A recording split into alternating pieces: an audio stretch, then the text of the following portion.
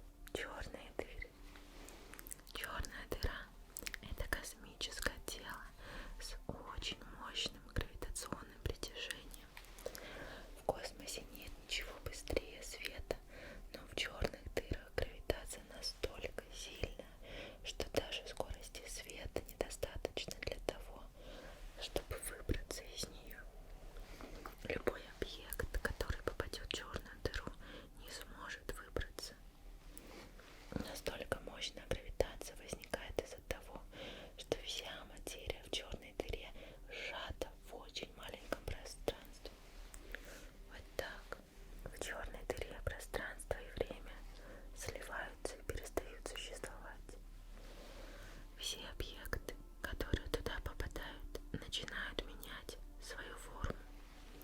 То, что происходит с объектами дальше, до сих пор остается загадкой для человечества.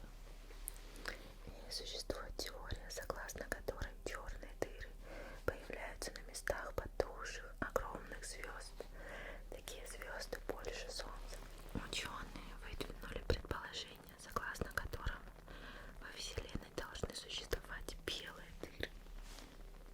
Интересно.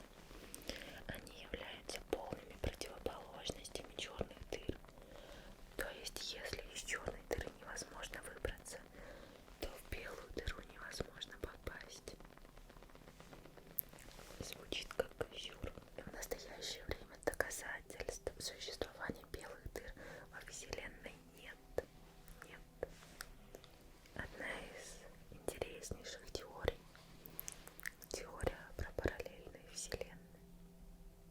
Существует теория Хартла-Хокинга, согласно которой черные дыры — это порталы в параллельные миры.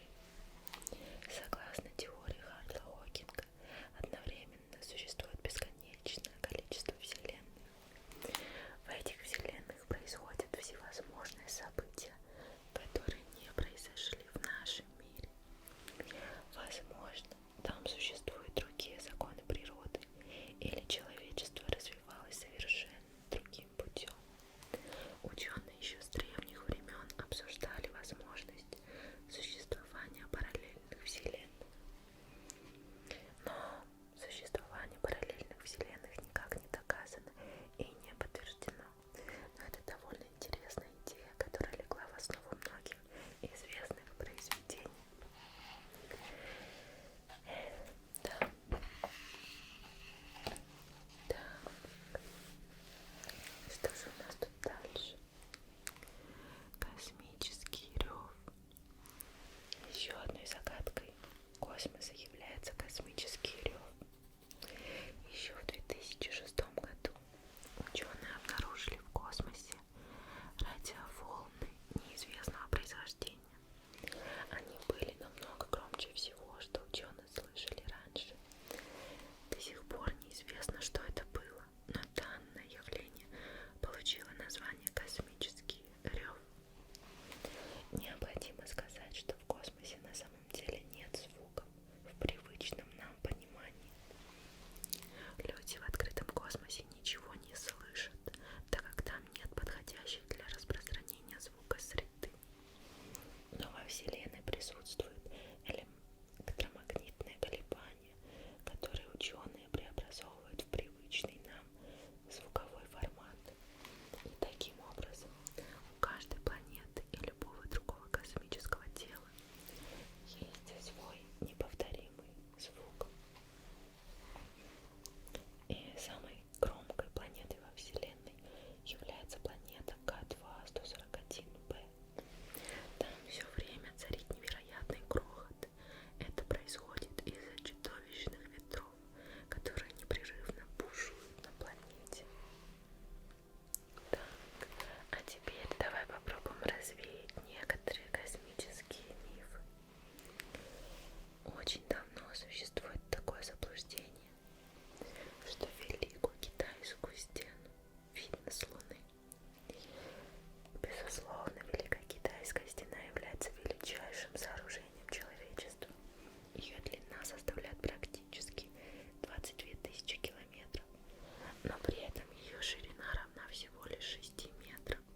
Ее невозможно разглядеть из космоса, а тем более с Луны.